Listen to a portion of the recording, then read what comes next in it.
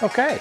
Hey, I'm Colin Dougherty. I'm here at DAS Sport today in Gordonsville, Virginia, here with Gary Stanberry. Hey guys, we're here today in this just amazing garage full of cars here that Colin has been servicing and working with over the years. Several different collectors involved in this that we at DAS Sport work with and help them out with their collections. So Colin, why don't you take us around and just tell us a little bit about what we see in here. Sounds good. Let's take a look. Right here we have a 73 911T Targa, and this car is just fantastic. It's a car that was procured by a beginning collector that just was interested in getting started at the Porsche collection, and it just came out just perfectly. So one of the things we helped with was the procurement of this car, and then the ongoing service, some tailoring to the customer's needs and wants and desires. Put a steering wheel change, some floor mats, some cosmetic issues, and of course the mechanical side. So it's been a lot of fun getting it just right. You know, the amazing thing about these cars, and most folks watching this probably already know this, but this is the last year of what's called the long hood cars. So, you know, the 911s when they started in 65 were a shorter wheelbase car, and then all of them had the longer hood, the classic 911 silhouette, and then they went to a longer wheelbase in 1969. And this would be what is considered a long wheelbase, long hood car. And this one has got the impact bumpers. Colin, did all of them have those in 73? Was that when it came out, or when did they put that in? It has some DOT regulated things that came along later in the production run of this particular body style. So, I don't know. It's one of those things where you want to keep the car true and correct at the same time. You may want to pop them off sometimes. All right, let's move on. How about an E-Type Jaguar? I mean, the classic, right, Gary? Yeah, it's just amazing. One of those things. This car is just a fantastic car. They built a ton of these, so it's easy to get one. You know, they're all over on the marketplace. You can find them for $75,000 to $80,000, all the way up to $300,000, depending on, you know, scorecards from various concours groups and things like that. They're just so much fun. You drop the top, hair blowing in the wind. It's like this iconic style of the long Jaguar hood. They had the early one, the 3.8 liter, and then they had the 4.2 liter, and then later they had the V12. Right. This is a 4.2 inline six, and just fantastic red over black, and just perfect car. So, you know, the interesting thing about these cars, they're the European car, but you know, we all know the muscle car craze that was back in the late 60s, early 70s.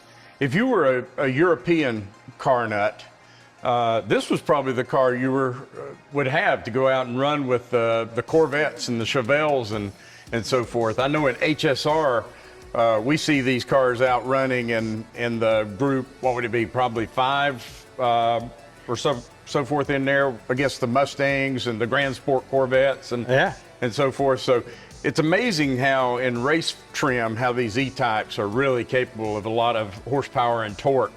And to see one of these things on full tilt and how it gets around the corner and corners flat and everything, it's really amazing. I love watching these cars going at full tilt, the hard top.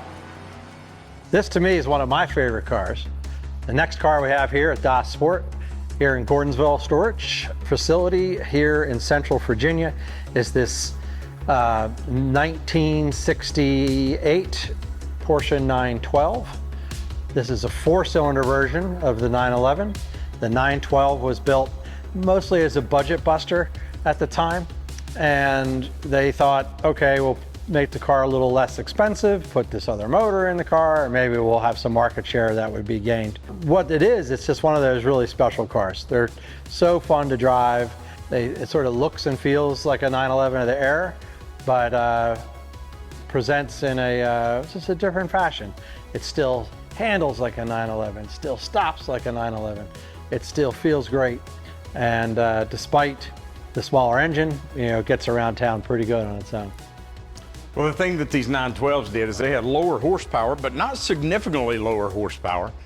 But but they were lighter weight. So there were actually guys that could drive these cars and actually keep up with the 911s, you know, out there in a track environment. So I've seen some really quick 912s. Gary, what I got for you next year at DAS Sport in Gordonsville is a 66 Austin Healey 3000 Mark III. Wow. This car is pretty special. It's here at DAS Sport. It's in concours condition. It's here, got its drivetrain, engine and transmission removed from it to go through and bring the drivetrain and the power plant up to the same cosmetic spec as the rest of the car. So it's here for full engine rebuild and gearbox refresh. It's already had its convertible top done, the full exterior. These are a lot of bang for the buck, a lot of value. You can get them, you know, still in the $40,000 or $50,000 range, all the way up over 100. This one was procured by us and was able to, you know, put a happy driver into it that just really brought this car up to, you know, a really high standard. So the 3000, is this what they would consider the big Healey when they're talking about it? Yeah, this is the big one. Yep. Okay. And this side exhaust here, is that typical, or is that a modification on this car? Looks kind of hot rodish. Yeah, it's pretty neat. Well, one thing, the exhaust engine is out of the car right now, so the exhaust is kind of over to the left a little bit more than it should be, because it's just tied to the floor. But yeah, it's just a straight pipe, goes into the muffler, which is back at the rear axle and straight out the back of the car. All right. How about this beast? This is pretty neat. This is a 1997 Land Rover 130. This pickup truck version of these pretty popular Defenders. This thing has gone through a full restoration, and what we did here is got a lot of upgrades in this. Got a green leather interior and other sort of things that a Defender 130 would have normally had in 1997. But it's very tastefully done in order to sort of preserve the originality of the 130, at the same time not make it, you know, over the top, where you can kind of enjoy the classic styling and the color scheme, and then you can, without going too far, you know? So it looks like these windows slide so you can get a little bit of ventilation, but does this hinge, am I looking at this right? Does that window, you don't roll it down, but you can take the whole thing and you could fold it completely down. Yeah. Wow. So you have an open canopy there altogether. Yeah, they're pretty neat. That is pretty cool. neat. Is this top removable? No, not on this one. Okay. Yeah. This is the 130 with a standard cab. These are diesel engines, and this one happens to be manual shift, which is typically how you're going to find them when they have the manual shift, and they're the 130 in the 90s. In the US, we got the Defender 90, which was the two-door version, 90-inch wheelbase, and it had a V8 in it with an automatic transmission. Gotcha. So these imports are generally all over, you know, mostly diesel, mostly manual shift and things like that. Yeah. What we have here is the 1966 Ferrari 275 GTS, convertible. Ferrari sounds, the V12, manual shift, really just the ultimate experience as far as a driving pleasure type of thing.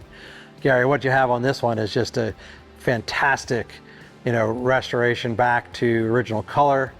We have interior completely redone, the top, the Baroni wheels. You know, I love a silver car with red interior, but it's amazing. This one's got kind of a two-tone, the red and the black, so you get the best of both worlds. That's right. In this interior with the carpet and everything. Was this the car that was kind of, I mean, Ferris Bueller's not what made this car famous. This car was famous before Ferris Bueller came out. But is this like the one that kind of backed through the window in the movie? Oof, you got me, buddy. I don't know. I think it is. You wouldn't know. I think it is. Yeah. I was a child of the 80s. It looked a lot like this. It sounded good. Yeah. Incredible, incredible car. Got this 1961 Aston Martin DB4. This is a really early one. It's one of the first 120 made. It's number 73. The guys at David Brown, you know, just made an incredible innovation in the automotive market with the DB4. It just outdid most of what they were doing at that time, engineering-wise. That's what they were known for. It has all sorts of cool things they did in the very beginning of the DB4 model run. This particular one lacks its bumper overriders. They weren't introduced till further down in the production line, so it has a very sleek front end look. Off to the side here, this is a car that has the frameless windows. So again, the first 73 cars with the frameless window tops. And let's get that door closed. And other features like just the badging, the Super Leggera. We got just the best color combination ever, the bright, brilliant silver over red. We did a little bit of a brake upgrade on this, rear suspension with a partner friend of ours, John Clerk, who provided just an awesome experience and advice to get this car 100% and right. Okay, how about this old Jag? Is this a John May special? It is, yeah. It was kind of a rare. So John May was the race department guy at Jaguar for many years. The XK 120 came out, and he really saw it as the future of Jag and the racing. So what they had done is, there was, when they switched production to the E-Type, and then many years had gone by, John May retired from Jaguar and then came out with his own company and produced these, what are known as John May Specials. So it was sort of like the idea, if Jaguar had continued on with the XK chassis, what would they have done? So of course they would have put the bigger motor. So this has the 3.8 motor from the Jag E-Type in it. They would have had four-wheel disc brakes all the way around. It would have had, bigger, easier to see gauges that the E-Type, they had brought along in the E-Type. So it was basically like, if we're all dreaming, right? If the car had continued on, right, what would it look like? What would it feel like, right? And the product is the John May Special XK 120. So was the 120 before the E-Type or after the E-Type? So this is a 51, right? And then the E-Type came much later. I thought so. Yeah. Beautiful car. Some things to note inside are like the fully integrated roll cage, leather wrapped. We have larger, easier to read gauges. It has the E-Type transmission, powertrain, the engine. We do run the wire wheels on it. It's unusual that it's the fixed head coupe, that most of the XK 120s you see in the US are drop heads. This is kind of neat because of the fixed head. So this car did spend time in Europe though, right? Yeah, a little bit. Yeah. Yep. That's where it was born. It is a right-hand drive, and pretty special car. All right, here we are with the 85 Lamborghini Countach QV. So this is a carbureted car in 1985. Wow. Right? Rear engine, just the ultimate beast. 1985, they were trying to homologate the Lamborghini Countach for racing in IMSA, actually. And Lamborghini did all this sort of stuff to get the car legal and homologated for IMSA. And then IMSA changed the rules up and they said the cars couldn't go. So the QV sort of was born out of that. And there's far better experts in the world on QV Lamborghinis than myself, but I do know that it is carbureted. It's just fantastic. It's the last of a breed. If you think about it, this Lamborghini Countach shares the same engine block and design as this Lamborghini Espada up on the lift up in the air there. Also a carbureted car from 1972. So pretty special. Well, I know when I graduated high school in 1984, one of these in white was one of my wall hangers. Oh, that's right. That and the 930 Turbo. White car with a white interior, I'm sure, right? Yeah, was that a 25th anniversary in 87? 87? Yeah, I think so 87. Or 89 was the anniversary edition, I believe. That was a Bosch fuel-injected car in the U.S. Interacted with a few of those in my time as a service mechanic back at Dougherty Automotive. This one here is pretty neat. We went through a full mechanical restoration on this car. The cosmetics of the car are outstanding with just 5,000 miles on it. It really didn't need much cosmetically, that it had suffered, you know, some seals and gasket leaks, and brake system needed repair and service, and engine service and such. So pretty cool car. I really love these things. There's nothing more visceral, I think, on the street than driving a Lamborghini Countach. You know, the fact that the big, broad, wide windshield, sleek body line here on the A-pillar, and the way it sweeps back through this back portion, the C-pillar traditionally on cars, just pretty neat. You know, Things sucked in a lot of air, didn't they? They did. They need a lot of air. It's Yeah, kinda especially for the carbureted motors all cars. trapped inside there, you know. These wings, that was something they thought they needed to add for a global market. What they did is they literally, in the parking lot, this was not a federalized part, they would actually bolt those on in the parking lot under the trunk lid, the cars when they were being produced. Valentino Balboni's come and visited our shop. He's worked with us on our Lamborghini Espada as well as this Countach, and he's just a real joy if you ever get to come across a Valentino in any of his talks. Definitely not to miss. How about the 512 BB? We got this great 512 BB. This is another last of the breed. Between 81 and 1982, there's like a split where they changed the cars to fuel injection. This is one of the last carbureted 512 BBs. So that's why it's a 512 BB and not a 512 BBI for the injection. This is a fantastic car in black or rattan Daytona. I'd say it's probably one of the best, at least that I've seen in a long time at any shows or in my travels here in the US. These are sort of an underappreciated car. I mean, these should be $400,000 or $500,000 Ferraris. They're $250 to $275, and they're just so much bang for the buck, so much raw feel of a Ferrari that's much more expensive, but you get it all in this little package here. Make sure you get your car checked out before you go do it. DA Sport does, you know, at auction inspections on these and other cars.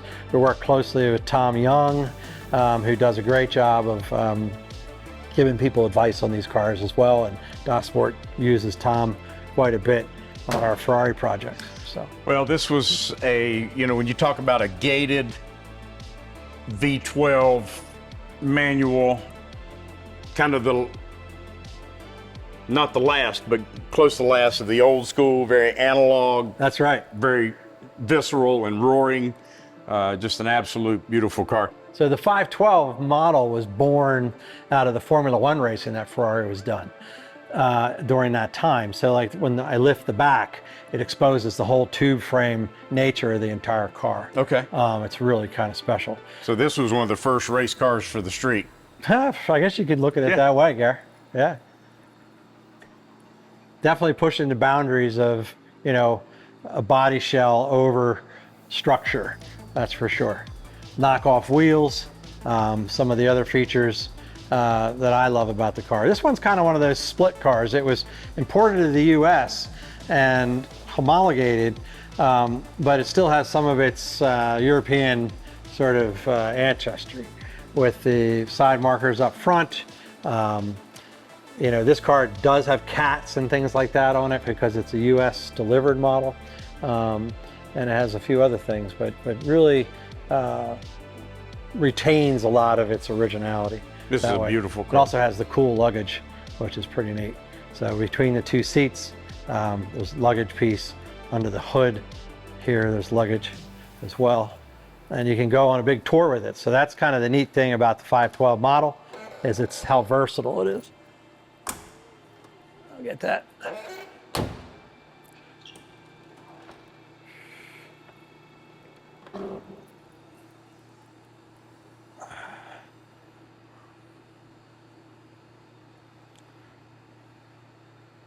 Sorry, ready to pack up and go for a trip? Yeah, let's go. Let's go. It'll have to be a short one. This is a weekend car. Oh yeah. Got a couple of race cars over here, Colin. That's right, we sure What can do. you tell us about this one now? Have I seen you drive this car before? Yeah, I drive this thing. This is sort of about as close to a family car as I get. Close family friend, Don Cox, basically built this car, bought it new in '84, and built this 911 out of it. It's pretty cool. I use it in PCA club racing, and it's been around for a long time. It's been featured in Excellence magazine, the build, and it's a kiln red 1984 911. Started out life as a street car, bought right from the showroom floor. Enjoyed it in autocross and Porsche Club drivers education events. So started out real simple. Just took the street car out on the track. Eventually, you know, you buy some safety equipment like a roll bar and some belts and a seat. And then you get your sticky tires on there and start, you know, you get the addiction from there, and you kind of go down a rabbit hole with shocks, springs, sway bars, and noisy muffler. Yeah. And before you know it, your car turns into a winged gold BBS magnesium wheeled, you know, essentially homemade supercar. That is amazing.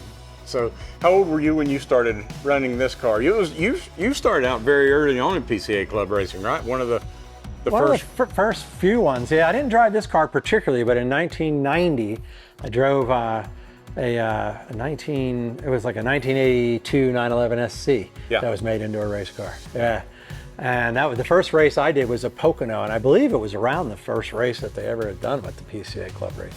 That's great. This was a pretty rare color, right? This was probably not what most folks would make a race car out of at the beginning. No, right? I think Kiln Red was like a 1 year only 84 launch color. Yeah. In 1984. I'm not sure where it was derived from, but it's quite a stunner.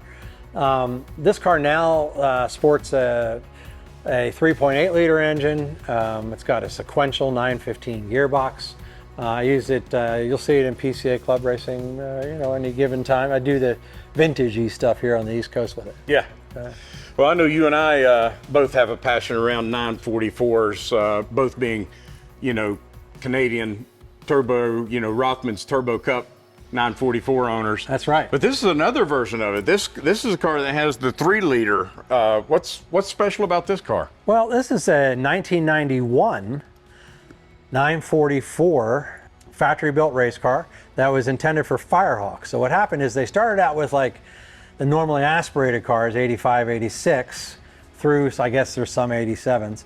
And then 87 to 89, they had the 944 Turbo Cup car. Okay. That was intended for, they built about 200 of those globally. Gotcha. And it was intended for racing in Germany, as well as the Canadian Rothman's Turbo Cup series and our friends up north. And then they had like a little series in South Africa, a little series in France, and a few other places. In 1991, they wanted to go back at it, but Porsche had moved away from the turbo motor. So they built a 3 liter version of them, very rare. I want like 7 of these or something. I want to misspeak, but I think there's only 7 of them. Wow. They're basically called the Super 7s. This one is owned by a good friend, Will D. Giovanni, at PMR in northern New Jersey. He and John Patton had raced this car for a long time. It's going to look familiar to a lot of fans of DAS Sport for sure, and fans of Porsche club racing here in the Northeast region of the United States, because, you know, Will is legendary, along with John. But we could probably, we can't race everything. We need some other people. Somebody could probably get in this car. Is it available? I think you could call Will and he'll make you a deal. Okay. Yeah. Man, an HSR, this thing would be awesome. Yeah, it would really be great. This would be a Group 3 car, showroom stock B. This car is like to the T with the engine, and they did a great job maintaining this car to a very high spec. And it's, I'd say it's turnkey and ready to go. So this would run with the Turbo Cups then in Group 3. That's right. So higher horsepower.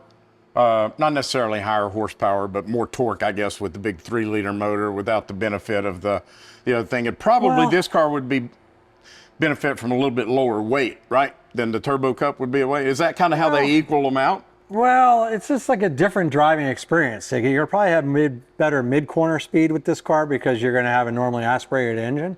You know, if you were comparing a stock 944 Turbo Cup to a stock 3 liter 944 S2 Cup, you would probably find that, you know, the cars would be very similar in power. The turbo car is obviously easier to be manipulated, so there's probably a few of them out there a little faster than this one, but there's nothing more special than having a 1 of 7 with similar horsepower and the mid-corner speeds. This thing would be an absolute blast.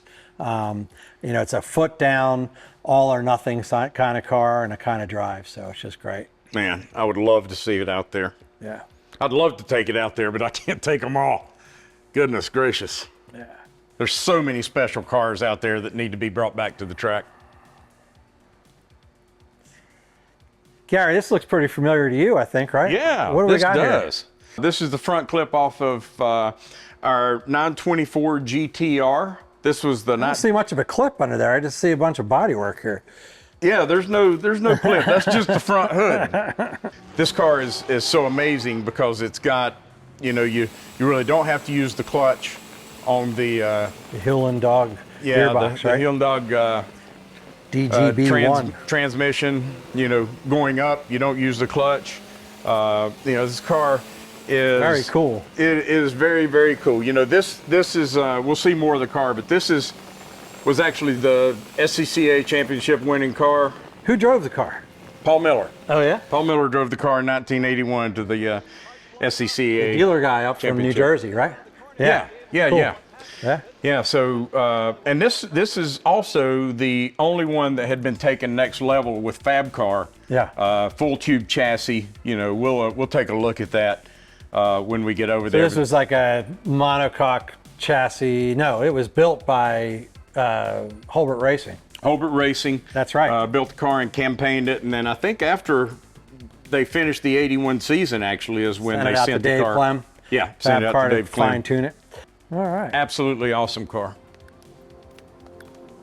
Okay, we got a big reveal here. Gary, you stand there. I'll stand here. We're going to pull the covers back. Get it unhooked from the bumpers so you don't struggle. But on 3. Okay, we got an alert here, everyone. Oops. Everybody probably thinks it's a Grand National. Volvo freaks. Here we go. We got a pair of Volvos here. Go figure, right? We got a 1980 Volvo 242 GT. And we got a 1988 740 Turbo Plus. Both cars are just super fun cars. This car here is here for mechanical restoration and just about complete. Got an engine in there. We took the red block 4-cylinder Oh, wow. engine, used the 2.3 liter one. We increased the displacement of it slightly, and we've used the 16 valve cylinder head on it as well. This car will run a Motec fuel injection system. We've got some assistance from parts provider Yoshi Fab in Los Angeles, and this thing's coming down the home stretch. This is a Volvo 740 Turbo in 1988. This was one of the fastest production cars, sedans that you could get. I've seen this car around the shop for a while. So has this been in the family for a while? Yeah, it was my mom's car. She bought that new. Oh, wow. Yeah, and they did the whole European delivery bit and the whole deal. So these are pretty special. These are pretty special. These are, I don't know, just sentimental, you know. This car here, I made into a 5-speed gearbox car, and we're using some Cayenne brakes on it front and rear to get it to stop, and it sports a set of BBS magnesium wheels that and someday we'll get it done. When the winter gets slow someday. Hopefully never. So are you just going to store this car the rest of its life, or what's the plan for this? I take it out. This is a great spring and fall car. Okay. You know, awesome. Here in Central Virginia, you know, it's a little too brutal for it in the height of the summer, but I like taking it out. Gary, you could talk about 944 S2 there. That's a 20,000 mile 91 944 S2. You know, I had a red low mileage that I let go this last 944 year. S2 cab, 944 S2 Cabriolet, low mileage. This has a 3-liter engine in it. I believe they're around 236, 239 horsepower. Just an incredibly, you know, torquey engine, a blast to drive, you know, on the highway. They'll cruise with, you know, at highway speeds now on the interstate, 75, 80 miles an hour, top down. You know, and the cool thing about this 944 S2, you know, you can find these cars You know, you probably couldn't find this one, but you could find these cars $25,000, $35,000. And you know, the thing that's amazing about these S2 cabriolets is, you know, they were just kind of marketed as, you know, the 944 Cabriolet. But the thing folks don't realize is how special these cars are, that they had a fiberglass rear trunk lid, very lightweight.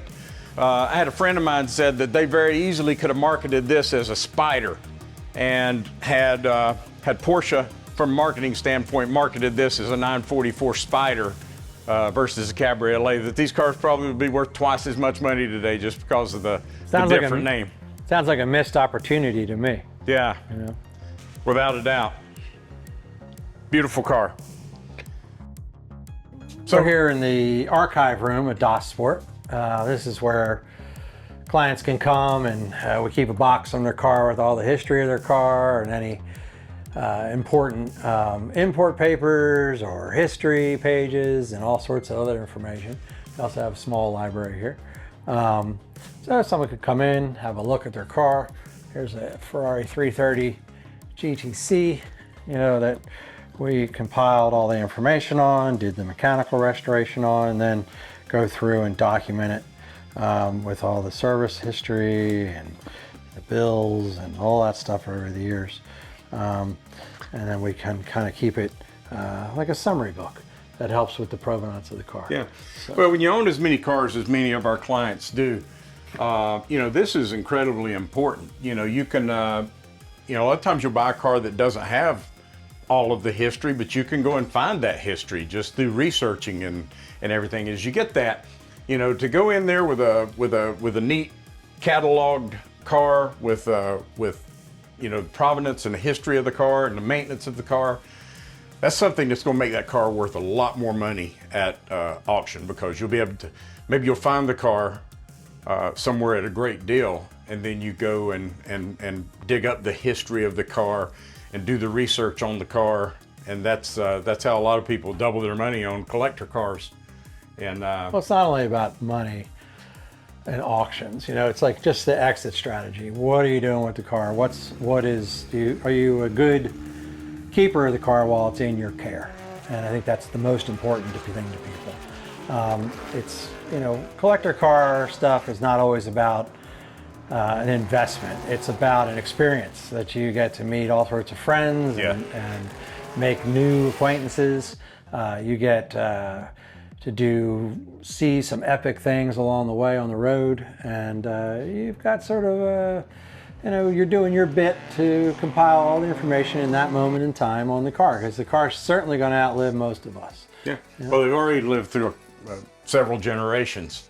Yeah. A lot of these cars, and they'll live through several more generations. So it's important to keep that history together. Yeah.